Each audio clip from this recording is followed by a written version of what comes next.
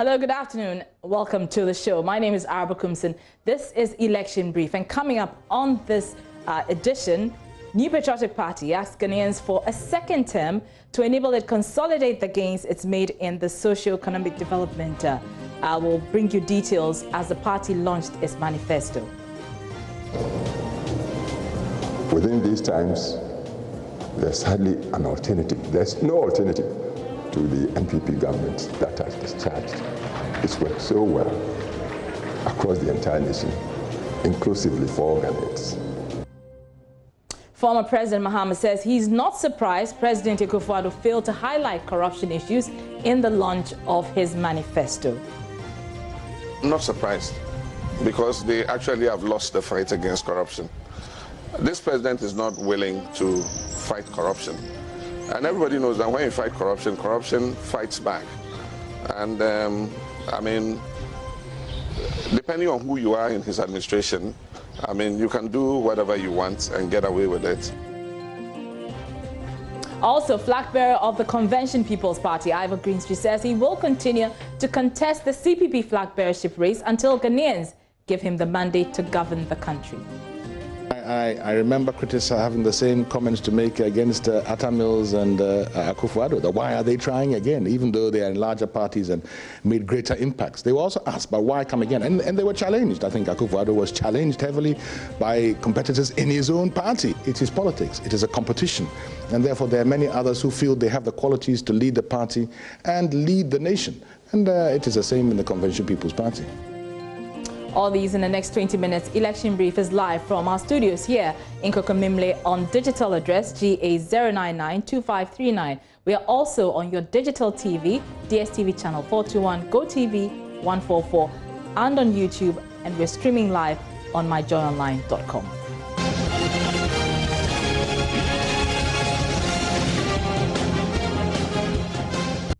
Thanks for staying with us. Now, it's been a packed weekend full of political activities, and we'll unpack it all, but let's begin with the governing MPP, whose newly launched manifesto has got many talking. The party has in its manifesto pledged to develop the nation, but concerns are already emerging regarding the availability of funds for big-ticket projects like a new harbour and airport for the central region. Now, leadership of service, protecting our progress, transforming Ghana for all. That's how the MPP captions its 2020 manifesto. The 198-page document has 6 main parts. In the first part of the document, the MPP accounts for its stewardship in the past 3.5 years. That is followed by the impact of COVID-19 on the country, then post-COVID-19 recovery. The next part, beyond 2020, accelerating growth and transformation, focuses on the party's policy and promises for the next 4 years. Here are highlights of the launch of the manifesto in Cape Coast. 24 years for Nana. In 216 pages, the MPP tells the story of how it intends to do more for Ghanaians as it touted its achievements, particularly in the economic and energy sectors over the last 3.5 years. The party, which has been riding on the back of the success of its flagship free SHS policy, is promising to provide wireless internet connection at all senior high schools, universities, and colleges of education across the country. We will also complete the provision of free Wi-Fi at all senior secondary schools and public tertiary institutions. The process has started. A contract has already been awarded, and ECG is also leveraging its fiber network across the country. And even before the end of this year, we will be starting from the ECG perspective on the tertiary institutions. Major infrastructure pledges in the document include a new harbour and an airport to be built in Cape Coast. For the people of Cape Coast, I have good news for you. We are building a new harbour in Cape Coast and a new airport in Cape Coast. It is very critical that we do that. An airport makes a lot of sense in Cape Coast. 2 new psychiatric hospitals will be constructed, with 111 district and regional hospitals to be built across Ghana. We have Agenda 111, which used to be Agenda 88. We're going to build district hospitals wherever they are none. 102 in all, 2 additional psychiatric hospitals, and 7 regional hospitals. On governance, the MPP makes a commitment to its pledge of making district chief executives elected on partisan basis. This pledge was abandoned by the government following concerns by civil society organizations. The party says it will continue to finance anti-corruption agencies to deliver on their mandate. In the housing sector, the MPP is promising to set up a national rental assistance scheme in collaboration with the private sector. If you have a job and we can deduct regularly from your income, under this scheme, the National Rent Assistance Scheme will give you a loan to pay your rent allowance. But we are paying this not to you, but to the landlord. And then we will deduct monthly as you would normally pay. The MPP is further pledging to restructure the student loan scheme. All tertiary students will now be able to get the option to obtain a student loan without the requirement of a guarantor. In the end, the governing party's message is clear. It has already achieved a lot and is now counting on Ghanaians to re-elect them to do more. You should vote for Nana so that he will provide the leadership of service to deliver on our promises, to protect our progress, to transform Ghana for all. Well, at that particular launch, former President Kufuor, in a televised speech, said that there's no alternative to the NPP. He asked Ghanaians to give the current administration another 4 years. Once we remember this, I believe we can follow through with what we put in the manifesto to let Ghanaians across the board appreciate that within these times, there's hardly an alternative. There's no alternative to the NPP government that has discharged its work so well across the entire nation, inclusively for all Ghanaians. And this is the sort of government that Nana Akufo-Addo and his vice, Alhaji Mahama Bawumia, are giving their party, NPP, the government of NPP, over the past 3.5 years. We've done wonders.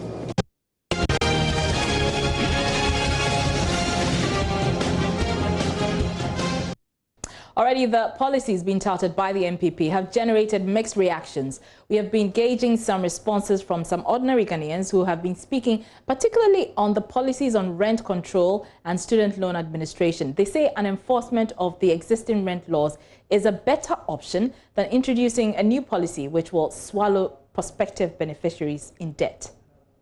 Just on the issue of rent, I have a very huge issue with that because I don't think that young people need loans to be able to pay for rent. They only need an effective system to be able to pay for rent on their own. And imagine that if I have to pay rent of 100 Ghana cedis a month and you give me 6 months, which is just 600 cedis, even as a national service personnel, I should be able to afford that. But if landlords are asking me to pay 1 year, 2 years in advance, then it becomes a problem. So what I think the government should have thought of should have been to fully implement the Rent Act that allows for people to pay just 6 months of rent in advance. And I think that if we do something like that, then we wouldn't need to institute any loans for anybody. Because if you give me a loan, how do I even pay back? Manifesto, the MPP had presented a very fantastic manifesto overall. But when it comes to sport, what they said they would do in 2016, what they did over the course of the effort that we gave them was not really pleasing. And then you come back to access for the mandate to do something else in sport after you've not even finished what you've accessed to give it a mandate, then you will do. It shows that the MPP government has little or no respect for sports. And as every growing economy, if you neglect the sporting sector of the economy, that economy fails. And we give it in the year 2010, even golf was able to give Australia $2 billion in fundings, which means that when government turns their attention to the sport, we could be raising serious capital instead of debts.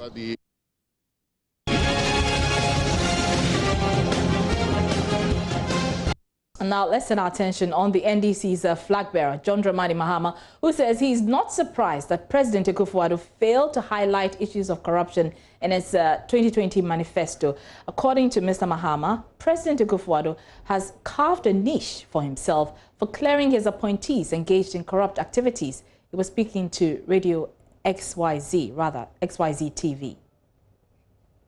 I'm not surprised, because they actually have lost the fight against corruption.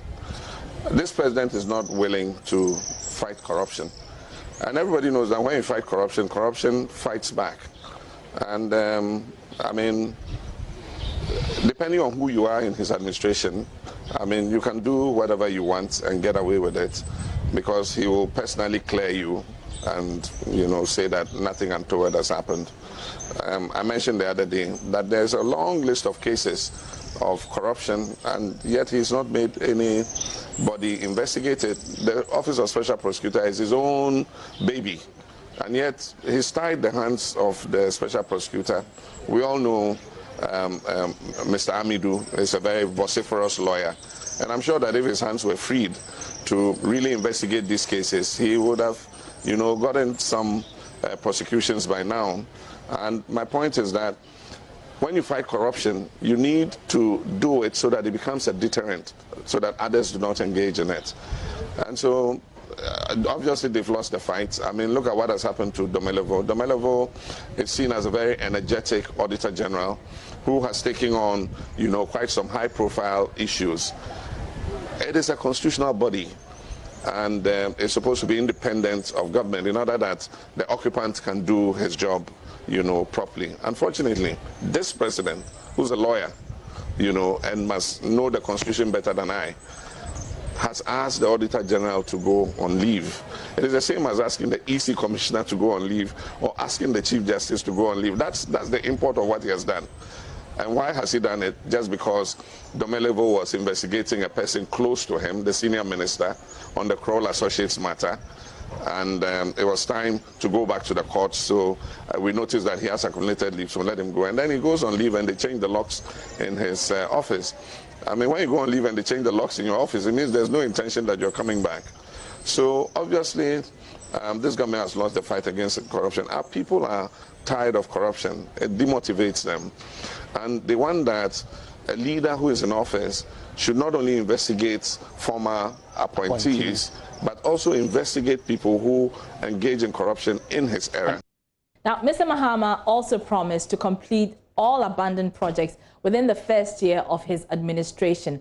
He also mentioned the fact that within the first year of his administration, he's not going to undertake any major construction of infrastructure. Indeed, that's the tragedy of our country, that we do not continue, you know, what was left off by the previous government, especially in the transition between my administration and Nana Addo's administration. I think that in previous administrations, an effort has been made to keep, you know, development going. And so I haven't seen a case where there's been such a sudden, you know, directive to stop work while government audits projects. The tragedy is that when you're working on things like roads, when you develop it to a certain stage, if you don't finish it, then what happens is it deteriorates. And when you come back to do it, it becomes even more expensive. For instance, when coming from Pasa down to Onkwanta, on the left side of the road, they had put what in road construction they call 040. That is that cement mix that you put before you put asphalt over the road. And it has been left since 2017, and you can see that the 040 has, you know, deteriorated. And so eventually, if the contractor has to come back on the road, he'll have to take that off and, you know, put a new mix to cover the road before he puts the asphalt. That is not my money. The money that was used to do that did not come from my pocket. It came from the pocket of the taxpayers.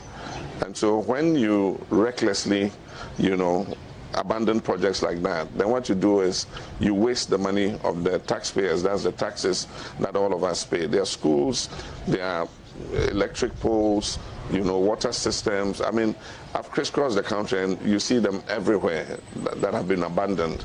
And I think that is the tragedy, you know, of our development, that we start and stop. It's going to be a big challenge when I come back into office. And what I have suggested to do is that we'll start no new projects, you know, in the first year. And what we'll do is we'll harness all the resources that are possible to continue and finish the projects that have been left abandoned like that. So.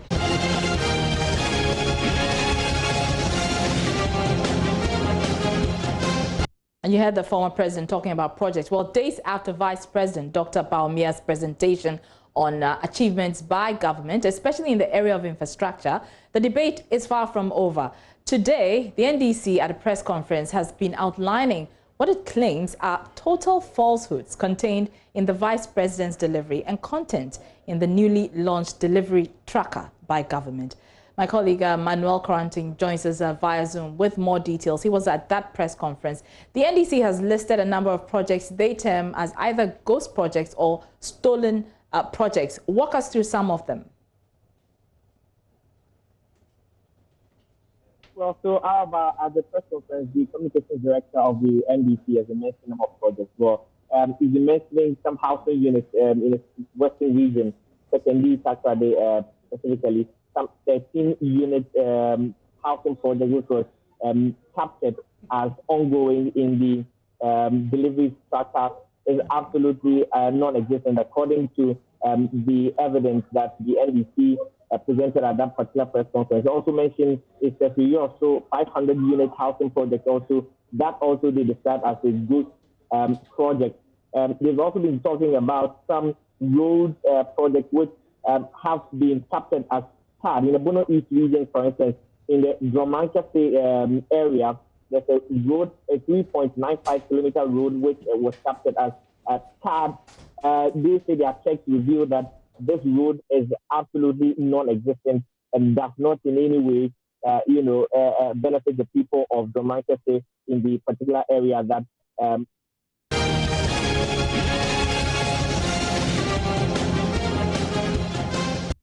And you're still here on Election Brief, and stay tuned to this particular station because we will bring you all the details from that NDC press conference and the reactions that followed. Now, let's turn our attention on the CPP and 2016 flag bearer of the Convention People's Party, Ivor Greenstreet, says he will continue to contest the flag bearership of the CPP until Ghanaians give him the mandate to govern the country. Mr. Greenstreet was re-elected as the party's presidential candidate for the 2020 polls over the weekend. The CPP in 2016 secured 0.1 of the total votes. But in an interview with JoyNews, he indicated his poor performance in the last elections won't be a barrier in achieving his dreams. Kwesi Parker-Wilson has the rest of the story. So Nanaya Achampim Jandwa is duly elected as the General Secretary. On behalf of the chairman or chairperson of the Electoral Commission, I duly declare Ivor Greenstreet as the presidential aspirant on the ticket of CPP for the 2020 That's the election. Director of Electoral Services at the Electoral Commission, Dr. Sribokweko, declaring results of candidates who won at the National Congress, including Ivor Greenstreet, the 2020 flag bearer. Over 3,000 delegates of the Convention People's Party converged at designated centers across the country. Some party supporters who had gathered at the party's headquarters were upbeat about 8 chances in the upcoming polls. Nana has won the chair leader. Okay, so you can see there's some celebration here. Yes. What is she bringing on board the CPP? She is bringing a lot of goodies. She's going to rebuild everything. And what are the chances of the CPP? CPP, 50% chances. Yes. 50% chance? Yes. Yes. CPP will work again. Ghana will work again. And this is a wake-up call to Ghanaians. The CPP is not dead. Vice Chairman John Ben Daniels admits the CPP is not in good shape, but says the newly elected executives would fashion out strategies to restore the image of the CPP. Political flag bearers on their own may not do well. But you need a party organization to support the flag bearer. So if the last time the party performed abysmally, this time around, the policies we are going to put in for the next 3 months is going to galvanize us to perform well in the coming elections. This would be the second time Mr. Greenstreet is leading the party into a major election. He tells JoyNews that he will continue to contest until the people of Ghana gives him the mandate to govern. We have been organizing quietly since 2017. 2017, 2018, 2019, we were doing deep, very serious reorganization of the grassroots at the polling station level, at the constituency level, and at the regional level. So all these things put together made me very confident that with this election, I would become the candidate. The only problem is obviously it delayed due to the corona crisis and also some internal issues we had with court and some other delays which delayed us. And so therefore we had a lot of work to do over the next 3 months. It's not even 4 months. We're almost at the end of August.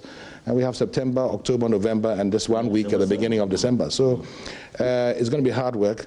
But I believe that His Excellency Nana Addo Dankwa Akufo-Addo tried in 2008, failed, tried in 2012, failed, and it was in 2016 that he was able to succeed, third time lucky. And I believe that Professor John Evans Atta Mills, may he rest in peace, also tried on a number of occasions.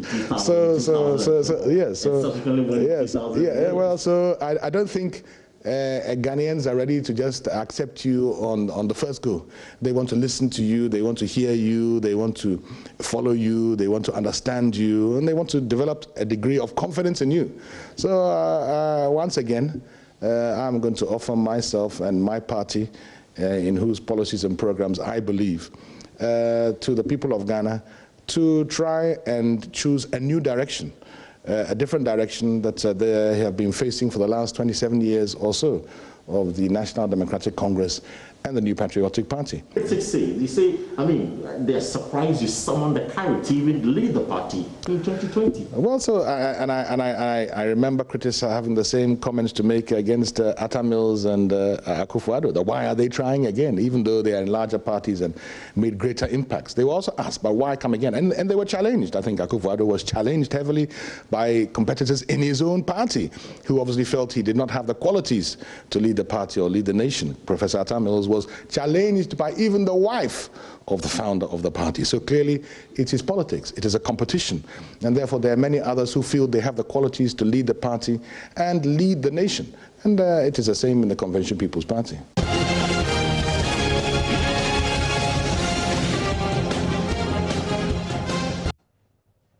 Now to the All People's Congress, the APC, which is holding its second National Delegates Congress to elect national executives and presidential candidates to lead them into the December polls. The founder and leader of the party, Hassan Ayaraga, is expected to be acclaimed as flag bearer of the APC. And we will bring you all the details in our subsequent programs. But that's how we wrap it for Election Brief for today. I'm Arbor Kumson. Join us same time tomorrow.